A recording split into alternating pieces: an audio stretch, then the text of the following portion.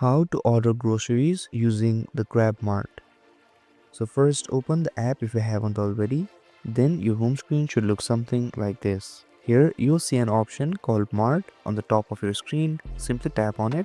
Then Grab will recommend you some simple groceries, but if you have any specific item that you want to buy, you will see a search bar at the top. Simply tap on it and type in what you need. Then after choosing a specific product, you can tap on the green plus icon to add it to your cart, and you can see the price on the bottom of your screen. And it is that easy. This is how you can order groceries using GrabMart. If this video helped you, don't forget to like, share and subscribe, and hit that notification bell so you don't miss any of our videos. Thank you so much for watching, and I'll see you guys next time.